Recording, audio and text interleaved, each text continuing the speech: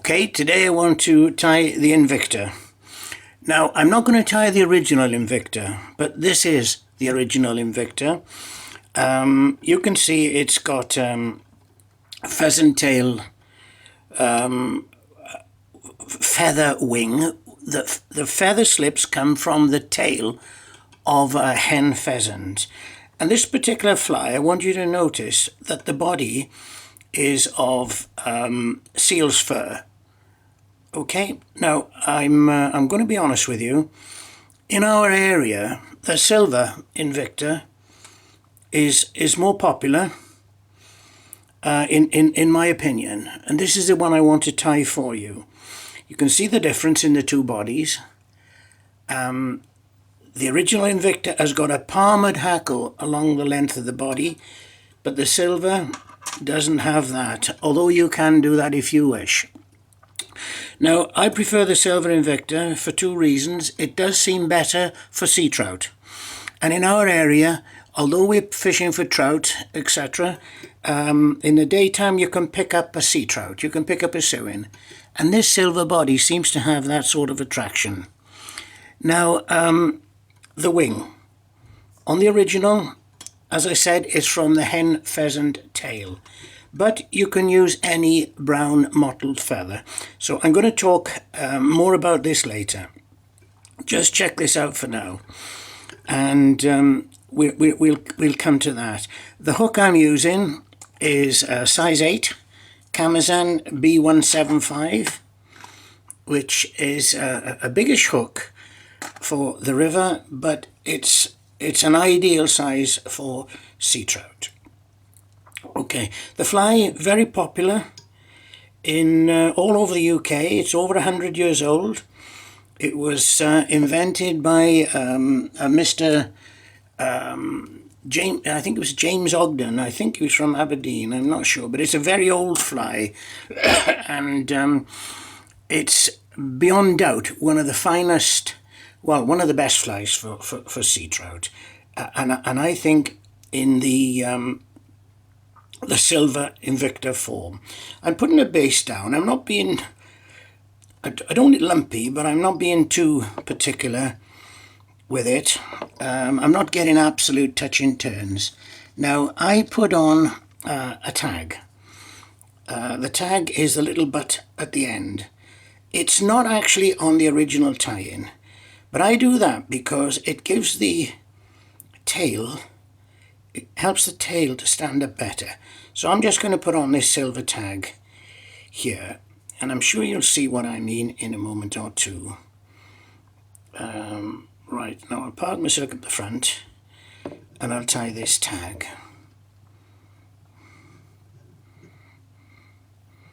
When you tie a tag, you need touch and turns if you can.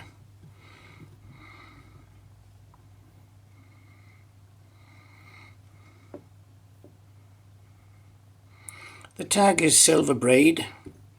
Get my silk back down to secure it. Like that.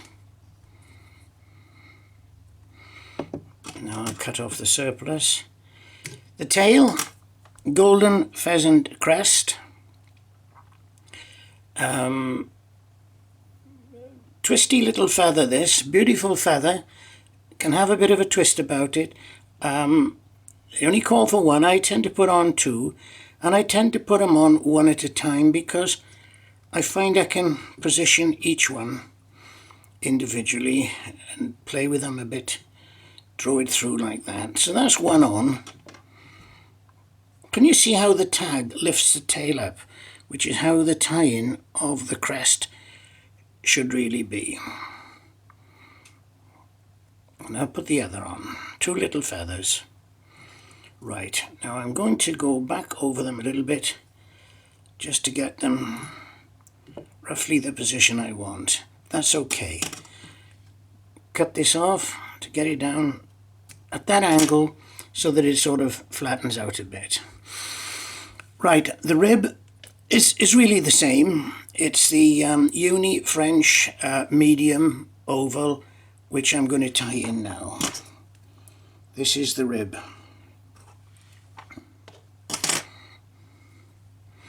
tie that in good length of the body, because I don't want any steps, and I want it on my side like that.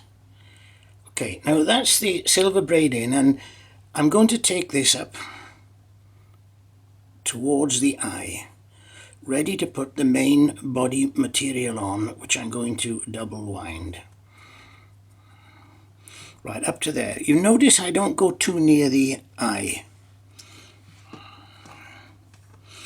And now Uni French Mylar, double-sided, but I'm going to have the silver showing because I'm tying the silver Invicta. So I'll put that on.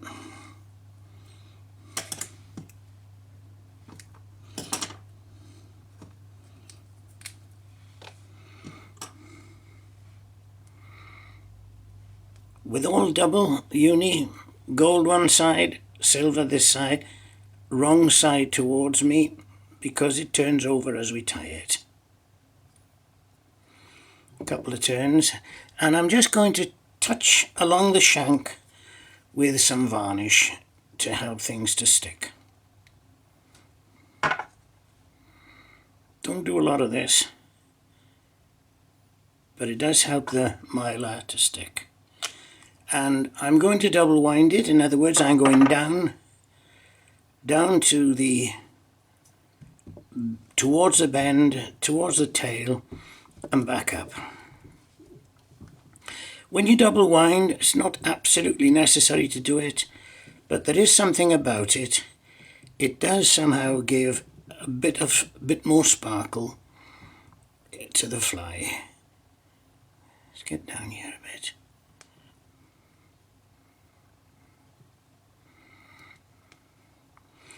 Bit more sparkle, especially when it's ribbed. And the varnish I put on squeezed out in between the joints, so it's now helping to stick the next lot, the second layer. Okay, enough here to do another body. So I'll put that there. And now I'm going to rib it.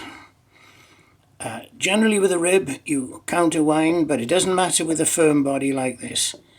So I'm just going to rib it over the same way that I wound the body.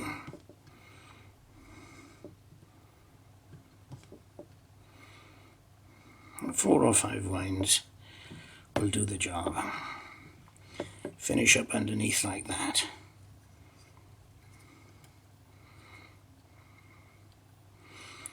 Not everyone agrees with me that the silver Invicta is better, but there is no doubt sea trout like a silver-bodied fly. That's not to say the standard Invicta doesn't work, it does. But I prefer this one, so I'm going to tie this one for you. Okay, I'm now going to put on a beard hackle. The original tie-in calls for J wing, which isn't too easy to get these days. I put on a bit of guinea fowl, which works just as well. I don't think the fish know any different. So I'm going to put on a bunch of guinea fowl. I just tear it, draw it down like this to get it level. Tear it off. This is the guinea fowl hackle. Goes up underneath like this. Give a bit of a pinch and loop. It's a pinch and then up. And that's the guinea fowl hackle. I will remove these stubs before we go any further. Sorry if I'm out of camera. Just like that. Give that a wind down. Okay, last item is the wing. As I said to you earlier, it should be hen pheasant tail. My hen pheasant tail is well used, and to be truthful with you, I've got to prefer, I found that a big feather like this from a turkey, if I cut a sheet out and do the folded wing, I find it better. Not just as good, better. So I'm going to cut off a sheet of this just to give you an idea. So I'm going to remove a piece like this. You see that piece? And what I do now is I try to draw it somewhere near to get the tips in line. Don't need to be too particular. And I give one fold towards the middle, another fold towards the middle, and then in half. And that should give me my wing. You see that? Now, if it's too big, I can take a layer off, but I think this could be okay. I'm now going to do pinch and loop, squeeze in my fingers nice and tight, and I draw down like that.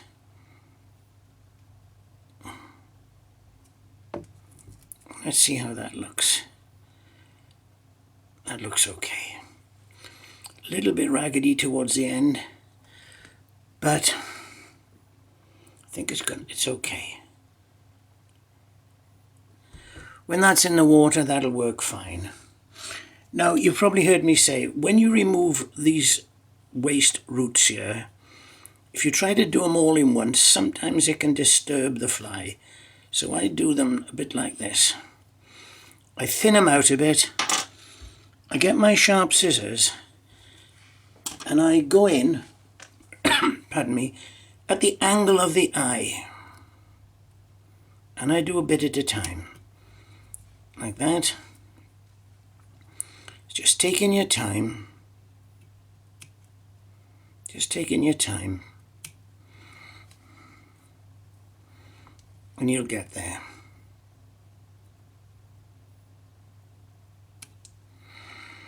That's it.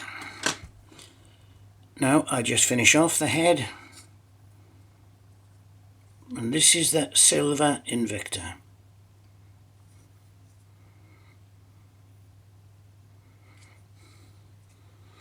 Excellent fly when the river is clearing after a flood. It's good on lakes. It's good on the river. That wing will settle down a bit, I'm sure. One stray one there. I'll cut him off.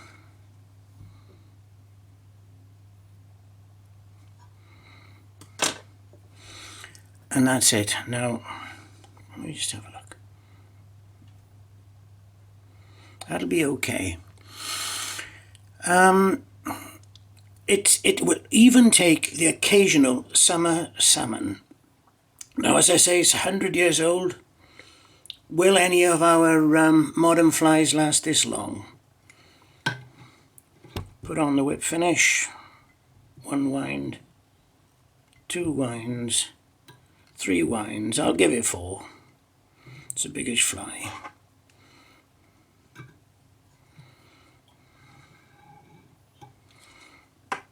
And that's our fly. Cut the silk, usual method, in with a push. I'll varnish the eye. And I'll varnish the head, I mean, and ensure the eye is clear.